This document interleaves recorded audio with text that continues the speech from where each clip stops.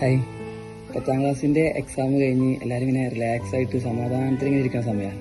കാരണം ഇത്രയും കാലം എക്സാം, വീട്ടുകാർ, നാട്ടുകാർ, അധ്യാപകർ, പ്രഷർ, ഒരു ഇടങ്ങേറുള്ള ജീവിതമായിരുന്നു. കാരണം എക്സാം, SSLC, 10+ എന്നുള്ള സാധനം മാത്രം.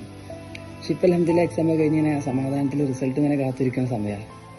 പക്ഷേ 10ാം ക്ലാസ് വിട്ടോട് ഞാൻ കാര്യം പറ്റേ, ഇത്രയും കാര്യങ്ങൾ കേട്ടൊരു കാര്യമുണ്ട്. നമ്മുടെ ടേണിംഗ് പോയിൻ്റാണ് SSLC, 10ാം ക്ലാസ്സാണ് നമ്മൾ ടേണിംഗ് പോയിൻ്റ് എന്നുള്ളത്. പക്ഷെ നിങ്ങൾ ഇനി കേൾക്കാൻ പോകുന്ന ഒരു കാര്യം എന്താ വെച്ചാൽ, നമ്മുടെ ടേണിംഗ് പോയിന്റ് +2 ആണെന്നുള്ളതാണ്. ഇപ്പോൾ നിങ്ങൾ +2 എത്തിക്കഴിഞ്ഞാൽ നമ്മുടെ ടേണിംഗ് പോയിന്റ് എന്താവും, ഡിഗ്രി ആവും. വർഷം കൂടുന്തോറും മാറുന്ന ഒന്നാണ് ടേണിംഗ് പോയിന്റ്. ഡിഗ്രി എത്തിക്കഴിഞ്ഞാൽ PG ആവും. ശരിക്കും നമ്മുടെ ടേണിംഗ് പോയിന്റ് എപ്പോഴാവും?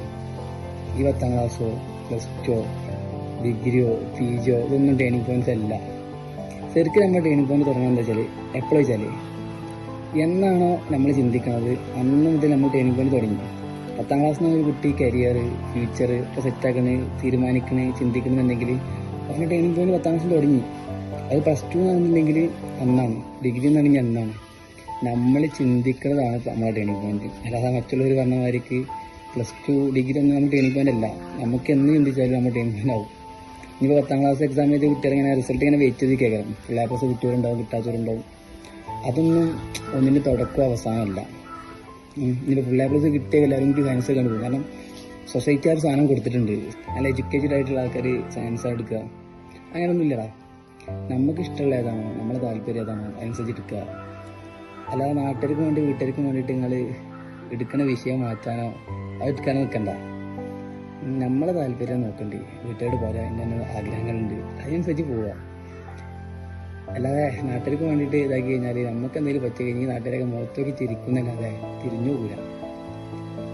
അല്ലാതെ ഫ്യൂച്ചർ ഇപ്പോൾ തന്നെയാണ് ചിന്തിച്ചിട്ട് അതെടുത്ത് പോവുകയാണെന്നുണ്ടെങ്കിൽ, കാരണം 10ാം ക്ലാസ്സിലും +2 മാർക്ക് മേടിക്കണമെന്ന് പറഞ്ഞില്ല. കാരണം നമ്മൾ കുറച്ചും കഴിയുമ്പോൾ നമ്മൾ മേടിച്ചിരുന്നെങ്കിൽ ഇങ്ങനെ ചിന്തിക്കും. ഞാനടക്കം ഒരുപാട് അങ്ങനെ ചിന്തിച്ചിട്ടുണ്ടാവും. സോ പഠിക്കുമ്പോൾ പഠിക്കുക. പഠിക്കുക പുസ്തകം ഇങ്ങനെ പഠിക്കാനുള്ളതല്ല കേട്ടോ. പഠിക്കുന്ന സമയത്ത് നമ്മൾ ഉണ്ടാക്കുന്ന തോന്നുന്ന സ്കില്ലുണ്ട്. കമ്മ്യൂണിക്കേഷൻ സ്കില്ല്, നാളെ മുമ്പിൽ സംസാരിക്കാൻ പറ്റുന്ന സാധനം, സ്റ്റേജ് ഫിയർ ഒഴിവാക്കാൻ പറ്റണം. ഇതൊക്കെ ചെയ്ത് കഴിഞ്ഞാൽ നമുക്ക് ജോബിൽ പോകുമ്പോൾ നല്ല ഓപ്പർച്യൂണിറ്റികൾ കിട്ടുള്ളൂ. സയൻസ് എടുത്താലും, കൊമേഴ്സ് എടുത്താലും, ഹ്യൂമാനിറ്റീസ് എടുത്താലും ജോബ് ഓപ്പർച്യൂണിറ്റീസുകളുണ്ട്, വാക്കൻസികൾ നല്ലുണ്ട്. പക്ഷെ എന്ത് വേണമെന്നറിയോ, സ്കില്ല് വേണം. ഏത് വിഷയം എടുക്കുകയാണെങ്കിലും നമ്മൾക്ക് സെൽഫായി കണ്ട് സ്കില്ലുണ്ടോ നമുക്ക് ജോബ് കിട്ടുമെന്നുള്ള കാര്യത്തിൽ ഒരു 100% ഉറപ്പാണ്, ഒരു സംശയമില്ല. അതല്ല പഠിപ്പ് മാത്രമുണ്ട്, പിള്ളേർക്കൊക്കെ ഉണ്ട്, ഒരു സ്കില്ലും ഇല്ല എന്നുണ്ടെങ്കിൽ ജോബ് കിട്ടുന്ന കാര്യം ഇറങ്ങാറാണ്. അപ്പോൾ പഠിക്കുന്ന സമയത്ത് എന്ന് പറഞ്ഞാൽ സ്കില്ല് ആർജിച്ചാൻ വേണ്ടി മാക്സിമം നോക്കുക. 10ാം ക്ലാസ്, +1, +2, ഡിഗ്രി, ഇൻഷാ അല്ലാഹ് നല്ല സാധനങ്ങൾ എടുക്കുക.